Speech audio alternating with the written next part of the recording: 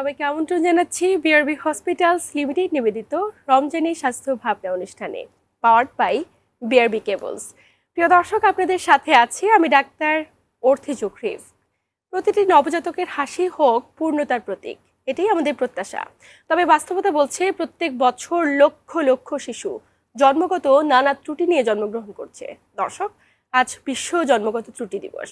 বিশ্বের অন্যান্য দেশের মতো আমাদের দেশেও নানা আয়োজন এবং কর্মসূচির মাঝে এই দিবসটিকে পালন করা হচ্ছে। এবং এবছরের প্রতিপাদ্য বিষয় হলো ত্রুটি অনেক, তবে প্রতিরোধের জন্য চাই সচেতনতা। তবে সচেতনতা বাড়ানোর জন্য একজন নাগরিক হিসেবে কিংবা পরিবারের সদস্য হিসেবে আপনি কতটুকু সচেতন, কি করে বা আমরা বাড়াতে পারি এই সচেতনতা? আজ কথা বলবো এই প্রত্যেকটি বিষয় নিয়ে। এবং আলোচনা করবার জন্য স্টুডিওতে আমাদের সাথে উপস্থিত রয়েছেন একজন বিশেষ অতিথি। উপস্থিত আছেন ডাক্তার বিকে দাস বিজয়, যিনি শিশু কিশোর surgeon senior consultant ever care hospital Dhaka. দর্শক, আজকের আলোচনার বিষয়ে যে কোনো তথ্য কিংবা পরামর্শের জন্য চাইলেই ফোন দিতে পারেন টেলিভিশন স্ক্রলে দেখানো নাম্বারে। আমরা চেষ্টা করব আমাদের বিশেষজ্ঞ চিকিৎসকের দ্বারা আপনার এই বিষয়টি নিয়ে আলোচনা করবার। স্যার, স্বাগত আমাদের আজকের আয়োজনে। ধন্যবাদ আমাকে আমন্ত্রণ জানানোর জন্য। স্যার, আপনাকেও ধন্যবাদ।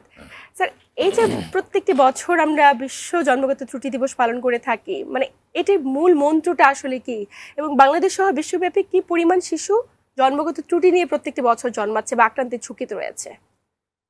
মূল পরিকল্পনার কথা আপনি বলে ফেলছেন, সেটা হলো আমাদের সচেতনতা বাড়ানোর জন্য। কারণ সচেতন হইলেই আমরা অনেক জন্মগত ত্রুটি আমরা প্রতিরোধ করতে পারি, আর হয়ে গেলেও আমরা তাকে প্রতিকার করে আমরা একটা সুস্থ সবল শিশু হিসেবে একটা মানুষ হিসেবে গড়ে তুলতে পারি। জন্মগত ত্রুটির সংখ্যা অনেক, প্রতি 33টা শিশুর মধ্যে একটা শিশু, মানে 3%। এবার সারা বিশ্বে এবার কল্পনা করে কত লক্ষ শিশু জন্ম নিচ্ছে প্রত্যেক বছর। এর মধ্যে কিছু জন্মগত ত্রুটি আছে যেটা একদম কোনোভাবে চিকিৎসাযোগ্য না, কিছু আছে চিকিৎসার প্রয়োজন নেই, আবার কিছু চিকিৎসা করলে ভালো হয়ে যাবে। তবে অধিকাংশ জন্মগত ত্রুটি যদি আমরা সময়মতো চিকিৎসা নিই, তাহলে একটা সুস্থ স্বাভাবিক মানুষ হিসেবে গড়ে উঠবে। আচ্ছা, এবং স্যার এই জায়গাটাতে যদি আমরা একটু সচেতনতা বাড়াতে পারি গর্ভাবস্থায় কিংবা গর্ভাবস্থার আগে, একটু জানতে চাই যে বিশ্বব্যাপী কি পরিমাণ শিশু জন্মাচ্ছে প্রত্যেকটি বছর এবং কেন সচেতনতা বাড়ানোটা এত জরুরি হয়ে গিয়েছে? আচ্ছা, আমি বলে ফেলছি প্রত্যেক 3% শিশু, মানে এবার সংখ্যা এবার কত লক্ষ গুণে শেষ করা যাবে, একদমই অসংখ্য অগণিত সংখ্যা। এত শিশু কি কারণে জন্মাচ্ছে, এটার পিছনে কি কোনো সুনির্দিষ্ট কারণ রয়েছে? এটার মধ্যে প্রথম অধিকাংশ ক্ষেত্রে আমরা কারণ জানি না, তো কিছু কারণ তো অবশ্যই আছে। সেই কারণটা হলো কিছু হলো বংশগত। সেই বংশটা বাবার বংশ হইতে পারে, মায়ের বংশ হইতে পারে। সব যে মায়ের জন্য হচ্ছে তা না, বাবার থেকেও হয়। বেশিরভাগ কোনটা কোন বংশ থেকে হচ্ছে এটা ত্রুটির উপর নির্ভর করে। আচ্ছা, কোনো ত্রুটি মায়ের থেকে আসতে পারে, কোনো ত্রুটি, তাই মা কেউ এককভাবে দায়ী না। এর পাশে আমরা পরিবেশ দূষণ, পরিবেশের মধ্যে বিভিন্ন রকম তেজস্ক্রিয়তা আছে, খাওয়া, তারপর ধুলাবালি, অনেক কিছু আছে, পরিবেশ দূষণ হয়। কিছু আছে নেশা জাতীয়, বাবা মা এরা যদি কোনো নেশাগ্রস্ত হয়, কিছু ওষুধের পার্শ্ব প্রতিক্রিয়া, গর্ভাবস্থায় প্রথম 3 মাসে কিছু ওষুধ, যদি এমন কোনো ওষুধ সেবন করা হয় যেটা পার্শ্ব প্রতিক্রিয়ায় বাচ্চা বিকলাঙ্গ হইতে পারে। আচ্ছা আচ্ছা, আমরা অনেকেই কিন্তু মা যখন শিশু গর্ভধারণ করার সাথে সাথে অনেক ওষুধ খাই, বিশেষ করে হোমিও ওষুধ, কবিরাজ ওষুধ, যেগুলো আসলে কি ওষুধ আছে আমরা জানি না, কিন্তু প্রথম 3 মাসটা কিন্তু খুবই গুরুত্বপূর্ণ। কিন্তু স্যার আমরা অনেক ক্ষেত্রে বুঝে উঠি না যে 3 মাস হয়েছে কিনা বা আদৌ আমি গর্ভবতী হয়েছে কিনা। আমাদের দেশের প্রেক্ষাপটে খুব পরিচিত একটি চিত্র। স্যার, এই যে বুঝে উঠতে পারছি না বা প্রথম 3 মাসে আমরা সচেতন নই, আপনি বলছিলেন যে প্রথম 3 মাসটা অনাগত সন্তানের জন্য খুব গুরুত্বপূর্ণ সময়, কিন্তু প্রি প্রেগন্যান্সি কাউন্সিলিং কিংবা প্রস্তুতি নেওয়াটা কতটুকু জোর দেবেন আপনি? আমি এই ক্ষেত্রে প্রি প্রেগন্যান্সি, আমি সোজা কথা বলতেছি পরিকল্পিত গর্ভধারণ। একদমই। সেই পরিকল্পনাটা কোত্থেকে হবে? আমরা ছোটবেলা থেকে, আমি পুরুষ, আপনি মহিলা, আপনারও দায়িত্ব আছে, আমারও দায়িত্ব আছে ছোটবেলা থেকে, এবং এই দায়িত্বটা আমার বাবা মাকে আমাকে বুঝাইতে হবে, আপনার বাপ মা আপনাকে বুঝাইতে হবে যে কি, প্রথম হলো কোনো নেশা জাতীয় দ্রব্য বা নেশা জাতীয় কিছু সেবন করা যাবে না। এতে যেটা হয়, ছেলে হলে ছেলের শুক্রাণুটা অপুষ্ট এবং বিকলাঙ্গ হয় বা অসম্পূর্ণ তৈরি হয়, মহিলাদেরও ডিম্বাণুটা সেইভাবে, তো শুক্রাণু ডিম্বাণু মিলনের যেটা হবে তখন যে অসম্পূর্ণ বা বিকলাঙ্গ শুক্রাণু বিকলাঙ্গ ডিম্বাণুর মিলন হলে কি হবে, বাচ্চা বিকলাঙ্গ হইতে বাধ্য, একদমই তাই, সেটাকে আমরা জন্মগত ত্রুটি বলি। নিঃসন্দেহে। তারপর আসে বয়স, একটা ফ্যাক্টর। হুম হুম হুম সেই বয়সটা আমরা কোন বয়সে সন্তান ধারণ করব। একটা মা 9 মাসে একটা বাচ্চাকে ধারণ করবে, হুম মাটাই যদি পরিপুষ্ট না হয়, মাটার গঠন প্রক্রিয়ায় যদি পূর্ণ না হয়, হুম হুম 20 বছর পর্যন্ত, মেয়েদের 20 বছর পর্যন্ত শরীর বাড়তে থাকে। তো একটা মেয়ের 20 বছর পর্যন্ত শরীর বাড়তে থাকে, তার ভিতরে যদি একটা শরীর বাড়ে, ওই মাটার কি অবস্থা হবে? সেক্ষেত্রে মাটাও বিকলাঙ্গ হয়ে যাবে, হুম হুম আর অনাগত শিশুটাও বিকলাঙ্গ হবে। আচ্ছা আচ্ছা। আর ছেলেদের ক্ষেত্রেও, যেটা ছেলে মেয়ে দুইটাকে অধিক অল্প বয়সে সন্তান ধারণ করা হুম বা অধিক বয়সে সন্তান ধারণ করা, দুটোই খারাপ, এবং দুই ক্ষেত্রেই বাচ্চা বিকলাঙ্গ হইতে পারে। এবং এই দুটো চিত্রই আমরা সবচেয়ে বেশি থাকি শহর অঞ্চলে বা শহর কেন্দ্রিক জীবনযাপন, যাদের অনেক বেশি ক্যারিয়ার সচেতন, একটি নির্দিষ্ট বয়স পেরিয়ে যাওয়ার পরে গিয়ে সন্তান জন্ম দিচ্ছে, হ্যাঁ। এবং প্রত্যন্ত এলাকাগুলোতে একদম জন্মের সময়টা আসলে 18 বছর বয়সের আগেই হয়ে যায় অনেক হয়ে ক্ষেত্রে। যাচ্ছে, এবং দুইটাই খুব খারাপ যাচ্ছে। এই জন্য দেখা যাচ্ছে ইদানিং আমরা অটিস্টিক বেবি বা বিভিন্ন বিকলাঙ্গ শিশুটা কিন্তু এখন অনেক পাচ্ছি আমরা। একদমই। স্যার, একটা প্রশ্ন থেকেই যায় যে কোনো একটি পরিবারে এ ধরনের জন্মগত ত্রুটি নিয়ে একটি সন্তান জন্মেছে, তো বলা হয়ে থাকে যে হয়তোবা পরিবারের মধ্যে বিয়ে হয়েছে, একই পরিবারের সদস্যরা অনেক ক্ষেত্রে কিন্তু বিয়ে করে, এটি আসলে কতটুকু কারণ বা দায়ী হতে পারে? এটা একটা কারণ। বিশেষ করে রক্তজনিত কিছু রোগ আছে, হুম হুম হেমোলাইটিক বলি আমরা, হেমোফিলিয়া বা এই ধরনের কোনো কিছু, থ্যালাসেমিয়া। থ্যালাসেমিয়া, এগুলো একই পরিবারে তো বিয়ে হইলে তো হবেই, হুম হুম হুম এর কোনো একদম মাপ নেই। একদমই। এছাড়া আরো অন্যান্য অনেক, যেমন ছোটকাটা তালুকাটা কাশ্মীরে একটা ইয়ে হয়েছে, এটা নিয়ে গবেষণা হয়েছে। সেই গবেষণাতে দেখা গেছে যে যারা বিশেষ করে মুসলিম ফ্যামিলিতে তো সেই কনস্যাঙ্গুইনাস ম্যারেজ বলি বা আত্মীয়ের বিয়ে, হ্যাঁ হ্যাঁ হ্যাঁ। এবং ওইখানে স্টাডি দেখা গেছে যে ওদের মধ্যে ঠোঁটকাটার সংখ্যা খুব বেশি। আচ্ছা আচ্ছা। হ্যাঁ, এই ধরনের অনেকগুলো রোগ আছে। আত্মীয়ের বিয়ে বা আমরা কনস্যাঙ্গুইনাস ম্যারেজ বলি, সেটার মধ্যে একটা কারণ আছে। আর আরও কিছু মারাত্মক রোগ হয়, সেটা হলো রক্তের গ্রুপ। হুম এ পজিটিভ, এ নেগেটিভ বা নেগেটিভ পজিটিভের মধ্যে এই ঝামেলা পড়ে গেলে হুম হুম হুম তখন বাচ্চা হবে, হয়তো প্রথম বাচ্চাটা ভালো হবে, কিন্তু পরের বাচ্চাগুলা বাঁচানোটা খুব কষ্ট, এই পরিবারের আচ্ছা আচ্ছা। একদম শেষ। স্যার, তো এই যে এই প্রসঙ্গটা আমি দর্শকদের উদ্দেশ্যে আরেকটু আপনার কাছে স্পষ্টভাবে বুঝিয়ে চাইবো যে অনেক সময় দেখা যায় যে দম্পতি তারা বিয়ের প্রিপারেশন নিচ্ছে, কিন্তু হঠাৎ করে জানতে পারলো যে রক্তের গ্রুপ একই রকম, এই কারণে বিয়েটি ভেঙে যাচ্ছে। আসলে রক্তের গ্রুপ একই হলে কি জটিলতা, নাকি আপনি যেমনটি বলছিলেন রক্তের পজিটিভ নেগেটিভ বিষয়টি? রক্তের পজিটিভ নেগেটিভের জটিলতা। গ্রুপ একই হইতে পারে, দুইটা যদি পজিটিভ হয় কোনো সমস্যা নেই। আচ্ছা আচ্ছা, মানে দুটাই এ পজিটিভ, কোনো সমস্যা নেই, কিন্তু বা কারো যদি এ পজিটিভ এবং এ বিপজিটিভ, নেগেটিভ হয়। হ্যাঁ, সমস্যা ওইখানে আচ্ছা আচ্ছা, এবং এ পজিটিভ বি নেগেটিভ এমন হলেও জটিলতা হতে পারে। হইতে পারে। আচ্ছা, তো এই বিষয়গুলোকে গুরুত্ব দেওয়া জরুরি স্যার। পাশাপাশি আরেকটি বিষয়ে জানতে চাইবো যে এই যে জন্মগত ত্রুটি বাড়ছে, প্রথম 3 মাসে তো বিভিন্ন ধরনের মেডিসিন খাওয়ার পরামর্শ থাকে বা অ্যান্টিনেটাল চেক আপ করার পরামর্শ থাকে।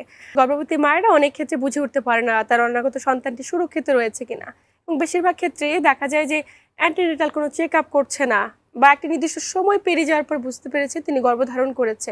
আসলে অ্যান্টিনেটাল চেক আপের গুরুত্বটা আপনি কতটুকু দেবেন, বা আমাদের দর্শকদের উদ্দেশ্যে কি পরামর্শ দেবেন? আমি একটু আগেও বলেছি, আমাদের পরিকল্পিত গর্ভধারণ। একটা মা 9 মাস একটা বাচ্চাকে গর্ভে ধারণ করবে, সে মাটা উপযোগী কিনা, তো তার আগে তাকে, তার রক্তশূন্যতা আছে কিনা, তার পুষ্টি ঠিক আছে কিনা, তার কোনো রোগ আছে কিনা, এগুলো সব যাচাই করার পরে তারপর বাপ মার যে রক্তের গ্রুপ আছে সেটা তো চেক আপ অবশ্যই, এটা করার পরে তারপর তাকে গর্ভধারণের মধ্যে যেতে হবে। হুম হুম হ্যাঁ, হুম। অনেক বাচ্চা আছে, অনেকে আছে গর্ভধারণ বুঝি না, কিন্তু বিয়ে হয়েছে তাকে তো, যদি কোনো নিরাপত্তা, কোনো বন্দোবস্ত না নিয়ে যদি তারা থাকে, তাইলে তো গর্ভধারণ যখন তখন হইতে পারে। তাই তাকে নিয়মিত একটু চেক আপে থাকতে হবে, একজন চিকিৎসকের পরামর্শ, হুম হুম হুম হুম। আশেপাশে নিকট একজন চিকিৎসক, এবং নিয়মিত চেক আপ থাকতে হবে স্যার, এই যে গর্ভধারণ। চেক আপের কথা বলছি, গর্ভাবস্থায় এমন কি কোনো পরীক্ষা রয়েছে যেটির মাধ্যমে সন্তানটি সুরক্ষিত আছে কিনা বোঝা যায়? হ্যাঁ, আছে আলট্রাসাউন্ড, ইদানিং আলট্রাসোনোগ্রাফি, হুম হুম। আলট্রাসোনোগ্রাফি করে অ্যানোমেলি স্ক্যান করে বোঝা যায় মানে কোনো সুরক্ষিত আছে জন্মগত কিনা, ত্রুটি হচ্ছে কিনা নাকি ত্রুটি সুস্থ হচ্ছে কিনা। রয়েছে? হ্যাঁ। আর প্রস্তুতির ক্ষেত্রে আমরা আগে তাকে মার পুষ্টি ঠিক রাখার জন্য ফলিক অ্যাসিড, হুম হুম হুম। ভিটামিন B12, তারপর ক্যালসিয়াম ইত্যাদি ভিটামিনসগুলো তাকে পর্যাপ্ত পরিমাণ দিলে সন্তান জন্মগত ত্রুটি হওয়ার সম্ভাবনা অনেকাংশে কমে যায়, এটা পরীক্ষিত। একদমই স্যার। পাশাপাশি আরেকটি বিষয় আমরা খেয়াল করি যে যখন অ্যান্টিনেটাল চেক আপ করা হয়, বেশিরভাগ গর্ভবতী মা দেখা যায় রক্ত স্বল্পতায় ভুগছে। এত মা কেন রক্ত স্বল্পতায় ভোগে, এবং রক্ত স্বল্পতা কি পরবর্তীতে সন্তানটির জন্মগত ত্রুটির কারণ হতে পারে কিনা? অবশ্যই। এবং এই ক্ষেত্রে শুধু জন্মগত ত্রুটি সন্তান না, মারও তো জীবনে ঝুঁকি হয়ে যায়। একদমই একদমই। সুতরাং এটা ঠিক রাখতে হবে। আর আমরা যদি অ্যান্টিনেটাল চেক আপে আমরা জন্মগত ত্রুটির মধ্যে বিভিন্ন ধরনের আছে, কতগুলো আছে খুব মারাত্মক, যে তাদের কোনো চিকিৎসার বন্দোবস্ত নাই। তো সেই ক্ষেত্রে যদি হয় আমরা তাকে পরামর্শ হলো অ্যাবর্শন করে নেওয়া। আচ্ছা। হ্যাঁ। আর যেগুলো আছে কিছু, আবার অনেকগুলো আছে একদম সম্পূর্ণভাবে চিকিৎসা করা যাবে। তো যেগুলো সম্পূর্ণভাবে চিকিৎসা করা যাবে তাদেরকে আমরা স্বাভাবিক জন্ম হোক, জন্ম হওয়ার পরেই আমাদের কাছে আসতে হবে। আচ্ছা। আবার কিছু জন্মগত ত্রুটি আছে, যেমন অটিজম, বাচ্চা সবকিছু সুন্দর, বাচ্চা ফুটফুটে বাচ্চা জন্মেছে, কাঁদতেছে, সবকিছু ঠিক আছে, তো তারা কিন্তু বয়স বাড়ার সাথে সাথে দেখছি 8-10 বাচ্চার মতো তার স্বাভাবিকতা নাই, তার চলন বলন কথাবার্তা ওইভাবে স্বাভাবিক না। তখনই তাকে আমরা শিশু বিশেষজ্ঞের কাছে যেতে হবে। আর যেগুলো জন্মের পরে আমরা প্রত্যেকটা বাচ্চার আমরা প্রাকৃতিক ছিদ্রবোধ বা আমরা ন্যাচারাল অরিফিসেস বলি, সেগুলো কান, চোখ তো দেখাই যায়, নাকের ছিদ্রপথ, হা করে মুখের ভিতরে টাকরাটা ঠিক মতো আছে, মুখে গোবর সব ঠিক আছে কিনা। হ্যাঁ। তারপর পেট তো আমরা বুঝি, পেটের মধ্যে কিছু ত্রুটি থাকে, পেটে নাভি ফুলে থাকতে, নাভি খোলা থাকতে পারে, মূত্রথলি ঠিক মতো না হইতে পারে, পেটে দিয়ে প্রস্রাব করতে পারে, আমরা একটু বেসিকে বলি। তারপর যৌনাঙ্গের মধ্যে ছেলে কি মেয়ে এটা বুঝতে না পারা, ঠিক মতো আছে কিনা, ছেলে না মেয়ে এটা কোন নিশ্চিত করা। তারপর আছে আমরা পায়খানার রাস্তাটা দেখা, মলদারের ছিদ্রটা আছে কিনা। অনেক সময় দেখা যায় জন্মের 2-3 দিন পরে আমরা যে সে পায়খানা করতেছে কেন দেখতে যাই, দেখা যায় ওইখানে তার মানে কোনো ছিদ্রই নেই। এমনও হতে পারে। তাৎক্ষণিক ম্যানেজমেন্ট করাটা খুব বেশি জরুরি। তাৎক্ষণিক ম্যানেজমেন্ট, এবং এটা দেখে আমরা সাথে সাথে যখন শারীরিক বা গঠনগত কোনো ত্রুটি দেখবো, হাত পা বাঁকা, আঙ্গুল নাই, ঠোঁট কাটা, মুখের একটা অংশ কাটা, চোখের এক নিচ অংশ কাটা, সাথে সাথে আমরা একজন নিকটস্থ শিশু সার্জনের কাছে যাব, যে উনি যে পরামর্শ দেয় সেই পরামর্শ অনুযায়ী চিকিৎসা করা যাবে। নিঃসন্দেহে মানে এই বিষয়গুলোর ক্ষেত্রে আমরা দেখা যায় বাচ্চাগুলোকে অবহেলায় একটি নির্দিষ্ট জায়গায় ফেলে রাখি, বা সমাজে একটু আলাদাভাবে চিন্তা করে সন্তানগুলোকে নিয়ে, এগুলো কাটিয়ে ওঠানো নিশ্চয়ই জরুরি। আমরা এগুলো নিয়ে আলোচনা করবো, কিন্তু স্যার আপনার কাছে একটা বিষয় জানতে চাই যে এই যে সন্তানগুলো জন্মাচ্ছে বিভিন্ন ধরনের জটিলতাগুলো নিয়ে, আসলে কত বয়স থেকে ট্রিটমেন্টের আওতাভুক্ত হতে হবে, নাকি তাৎক্ষণিক? জন্ম নেওয়ার পরে যখন আমরা ত্রুটি দেখবো তখনই চিকিৎসকের আয়ত্তে থাকতে হবে, তখনই পরামর্শে যেতে হবে। যে সন্তানগুলো জন্মগত ত্রুটি নিয়ে জন্মাচ্ছে তার পেছনে অবশ্যই সচেতনতা একটা বড় দিক। আমরা একটা বিষয় জানতে চাইবো যে জন্মানোর পরে একটি সন্তান যখন জন্মেছে, অনেক ক্ষেত্রে অভিভাবকেরা মানে আতঙ্কিত হয়ে যায় যে সন্তানটি কোন লিঙ্গের, আসলে বুঝে উঠতে পারে না। যে না বুঝার যে বিষয়টি, এটা কি জন্মগত ত্রুটির একটি অংশ কিনা? হ্যাঁ, এটা অবশ্যই জন্মগত ত্রুটির একটা অংশ, এবং এই বাচ্চাগুলোকে যদি বুঝে উঠতে না পারে তখন সাথে সাথে একজন শিশু সার্জনের কাছে আসতে হবে। এবং আমরা তখন তার ক্রোমোজোম পরীক্ষা করে সবকিছু পরীক্ষা করে আমরা দেখিনি এটা কোন পুরুষ না মেয়ে, পুরুষ না মহিলা। আমরা লিঙ্গ নির্ধারণ করে, আমরা যদি জন্মের 1 বছর বয়সের মধ্যে আমরা লিঙ্গ নির্ধারণ করে গিয়ার আপ করতে পারি বা বড় করতে পারি, তাকে বড় করা যাবে। এবং উভয় লিঙ্গ বা পুরুষ দ্বিধাদ্বন্দ্বের মধ্যে না থেকে পুরুষ অথবা মেয়ে যে কোনো একটার মধ্যে আমরা নিয়ে আসতে পারি। এবং নিয়ে আসলে এই বাচ্চাগুলো ভবিষ্যতে বাবা অথবা মাও হইতে পারে, কিন্তু দরকার হলো সময়মত চিকিৎসা। মানে তাৎক্ষণিক চিকিৎসা করাটা খুব বেশি জরুরি, তাহলে স্বাভাবিক জীবনযাপন করতে পারে। একদম স্বাভাবিক, সবাই স্বাভাবিক জীবনযাপন করবে। কিন্তু যখন আর আমাদের তৃতীয় লিঙ্গের মতো হইয়া কারো কাছে হাত পাততে হবে না, বিভিন্ন রকম দয়া দাক্ষিণ্যের মধ্যে থাকতে হবে না, একদম সমাজচ্যুত হওয়া যাবে। বা এই জায়গাটাতে সচেতন হবে হয়তো প্রত্যেকটি দর্শক বা অভিভাবক। স্যার একটি বিষয় জানতে চাই যে জন্মগত ত্রুটি নিয়ে যখন জন্মাচ্ছে একটি শিশু, কখন আসলে তাকে চিকিৎসা সেবার আওতাভুক্ত করতে হবে? এবং অনেক ক্ষেত্রে দেখা যায় অধিকাংশ দারিদ্র পরিবারগুলোতে, যারা দারিদ্র সীমার নিচে বসবাস করছে, ওই পরিবারের সন্তানরা কিন্তু এ ধরনের জটিলতা নিয়ে জন্মায়, এবং তারা সন্তানটিকে অবহেলায় ফেলে রাখে, চিকিৎসা করে না।